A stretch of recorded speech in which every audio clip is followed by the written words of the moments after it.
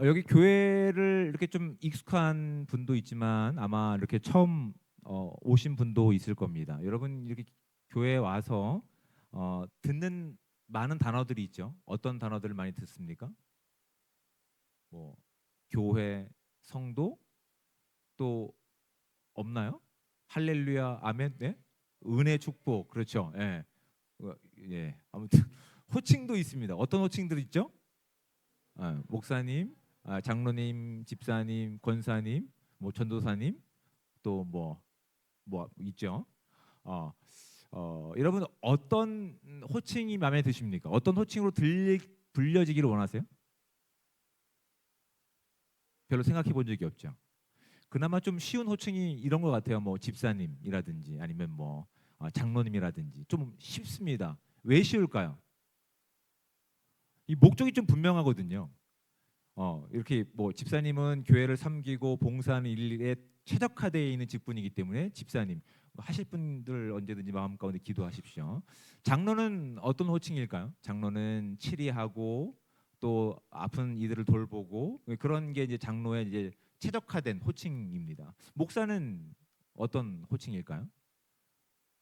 하나님의 진리의 말씀을 잘 양육하고 또 가르치고 또 성도들의 어떤 영적 상태를 관리하는 그런 역할을 가지고 있기 때문에 목사라고 하는 호칭을 가지고 있습니다.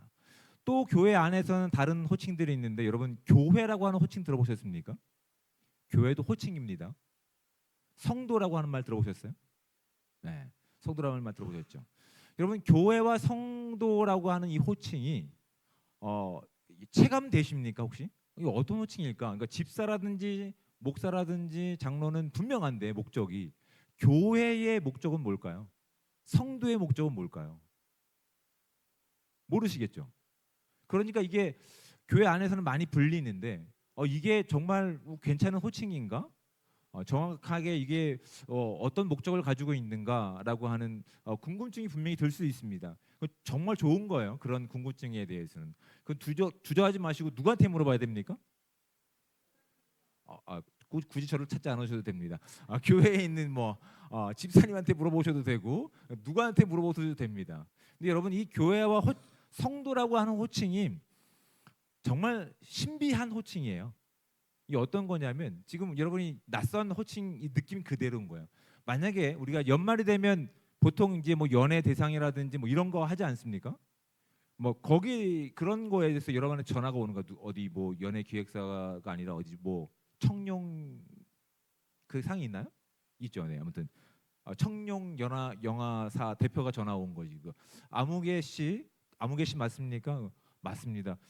올해 이렇게 청룡 영화 이, 이 시상식에서 대상 후보자로 당신이 지정되었습니다. 여러분 이런 전화 받으면 어떤 느낌이 드실까요? 그렇지. 이게 말로만 듣던 보이스피싱인가? 이런 충분히 아주 정직한 내가 그걸 바랬어요. 이런 호칭을 들으면 반드시 이런 생각이 들죠. 이게 말로만 듣던 보이스피싱이구나. 드디어 나한테도 한번 걸려왔구나. 이 정도 느낌인 거예요. 성도와 교회가. 왜냐하면 여러분 그 연애 대상이라고 하면 적어도 그 연애가 데이트가 아닙니다. 아시죠? 연기를 잘하는 게 연애와 연기의 대상인데 그걸 잘하는 사람한테 대상을 줘야 되는데 그 명예로운 호칭을 내가 한 번도 해보지 않고 노력도 하지 않았는데 그 대표가 전화해서 나한테 이번에 그 시상식 대상 후보자 가운데 당신이 선택되었습니다 하면 당연히 우리는 이렇게 얘기하죠. 보이스피싱인데? 당연히 그런 게 정상적인 거, 정상입니다. 네. 그런데 이 호칭이 교회와 성도라고 하는 호칭 가운데 담겨 있는 거예요. 여러분 교회가 되기 위해서 성도가 되기 위해서 특별히 준비하신 분이 있습니까? 이렇게 뭐 이렇게 목욕 제기하시고 뭐 40일 동안 마늘과 이렇게 쑥만 먹고 준비하셨습니까? 안 하셨죠? 그러니까 이게 교회와 성도라고 하는 호칭은 너무 어색한 호칭인 거예요. 근데 그것을 누가 허락하셨냐면 하나님이 허락하신 거예요. 어느 자격도 되지 않는데 그 호칭을 허락하시고 그 호칭에 걸맞는 수준으로 지금 기대함을 가지고 저와 여러분들을 이 자리에 세우신 분이 우리 하나님이심을 잊지 않는 저와 여러분들 되시기를 주님의 축복을 드립니다.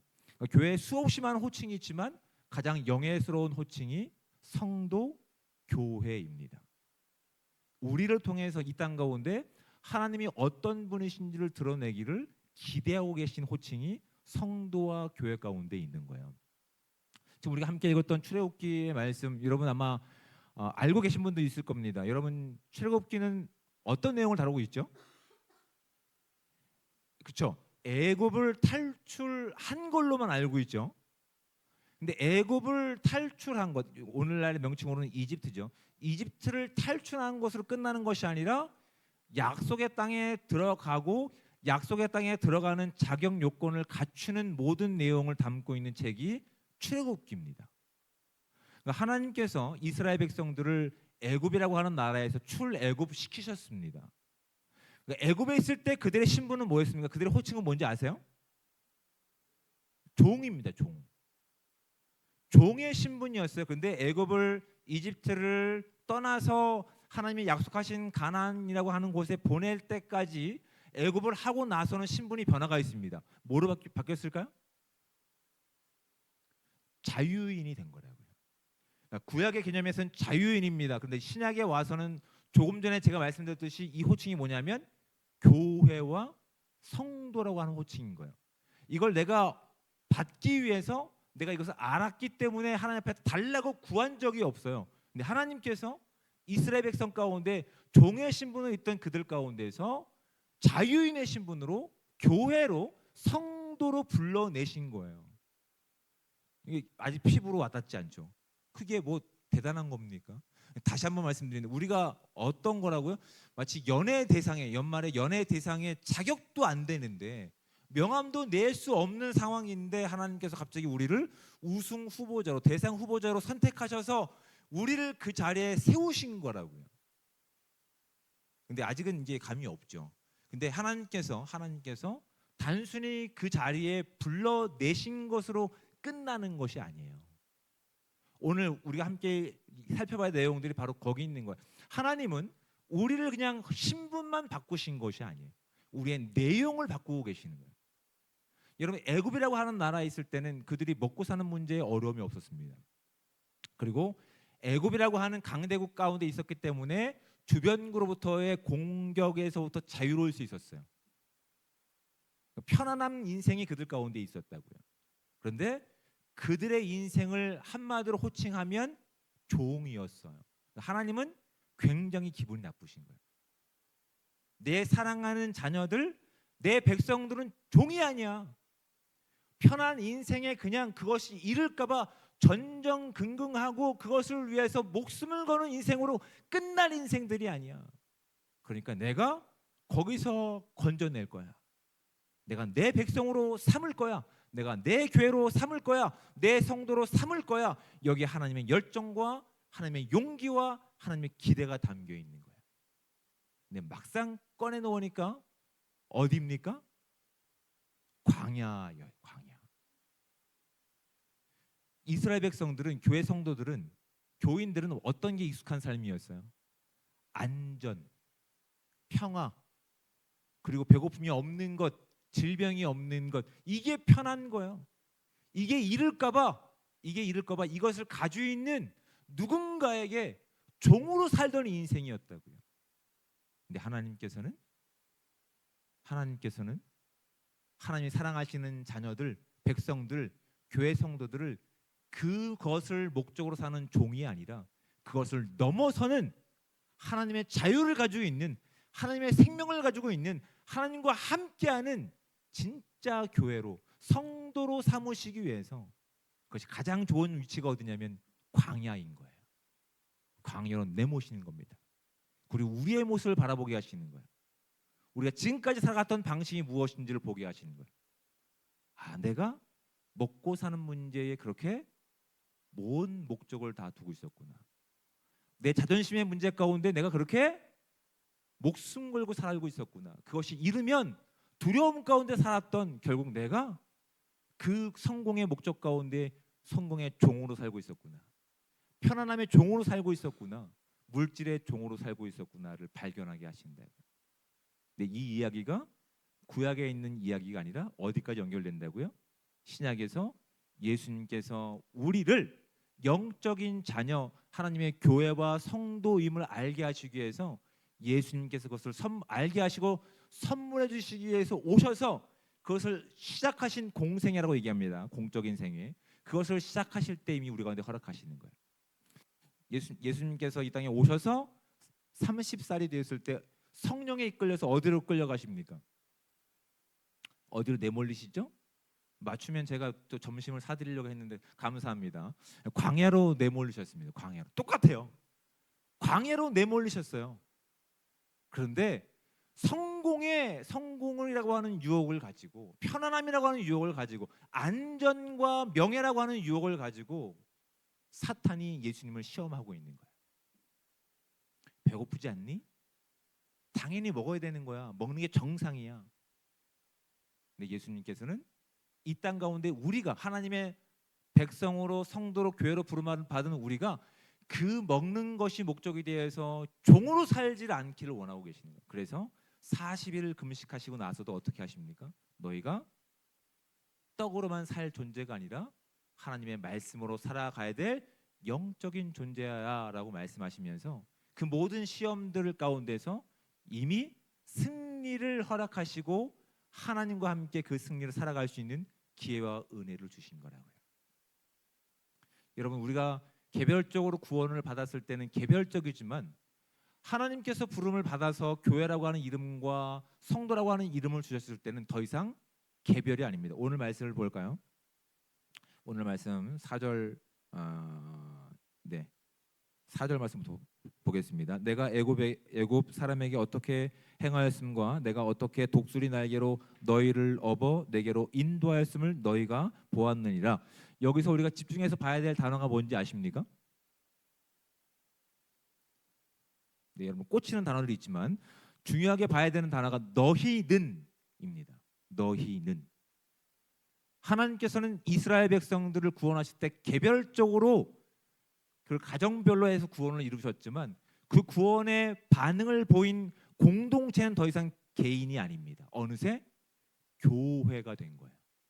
예수님께서 이 땅에 오셔서 광야에서 공생의 기간 동안 시험을 받으셨을 때에 한 사람만을 위해서 고난을 받으신 것이 아니에요. 이제 예수님이 그 교회의 머리가 되셔서 우리 모두를 성도로 교회로 세우시기 위해서 더 이상 우리가 개인이 아니라 하나의 공동체로 세우실 목적 가운데서 이제 우리가 교회가 되기를 하나님은 기대하고 계시는 거예요. 여러분, 우리가 처한 오늘의 현실이 과거에 이집트에서 종살이 했던 이스라엘 백성과 크게 다르지 않습니다. 여러분, 기독교인으로 하나님을 나의 유일한 구원자와 창조주로 인정하고 살아가는 삶이 편한 인생 같습니까? 결코 편하지 않습니다. 마치 광야의 삶을 사는 것과 같아요. 생명이 너무 필요한 상황 가운데서, 물이 절실하게 필요한 상황 가운데서, 배고픔과 두려움과 공포가 공존하는 시간 가운데서 마치 그것이 당장 필요해야 예수를 믿지 않겠습니까? 라고 충분히 변명할 수 있는 근거가 많은 자리에서 하나님은 그것을 갖추고 있었기 때문에 우리 가운데 교회와 성도라고 이름 주신 것이 아니라 그 환경 가운데서 이미 우리를 교회와 성도로 불러내시고 호칭을 주시고 나서 기대함을 가지고 우리 가운데 제안하고 계시는 거예요. 다시 한번 볼까요? 4절 말씀. 내가 애굽 사람에게 어떻게 행하였음과 내가 어떻게 독수리 날개로 너희를 업어 내게로 인도하였음을 너희가 보았느니라. 지금 있는 현실은 광야입니다. 필수적인 생명을 유지할 때 필수적인 물이 없어요. 먹을 것이 극한으로 제한되어 있어요. 늘 어둠과 도적과 또한 그 온도 차이 때문에 생명의 위협을 느끼고 있는 자리라고요. 그런데 그 자리에서 더 이상 그것들이 너희를 올가매는 어떤 주인이 아니라 내가 너희를 구원해낸 유일한 너희의 하나님이고 구원자이심을 너희는 기억하라. 내가 너희 가운데 어떻게 행하는지를 너희는 기억하라고 한 사람이 아니라 교회 전체 가운데 말씀하십니다. 오늘 여러분들이 살고 있는 오늘 대한민국의 현실 가운데 여러분이 속해 있는 뭐 학교와 직장과 아니면 이 창원 지역에 있는 아니면 진해와 김해에 있는 삶 가운데서 마치 우리를 어디로 보내신 것 같아요? 광야로 보내신 것 같아요. 너무 외로운 자리예요. 자존심 상하는 일이 너무 많은 자리 가운데 있어요. 기독교인 때문에 피해를 볼 만한 일들이 너무 많은 자리 가운데 있다고요.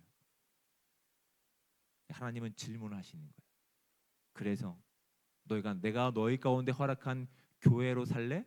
성도로 살래? 아니면 너희들이 이전까지 살던 방식 먹고 사는 문제의 종으로 살래? 안전과 명예의 종으로 살래? 이 질문을 오늘 이 자리에서 묻고 계시는 거예요.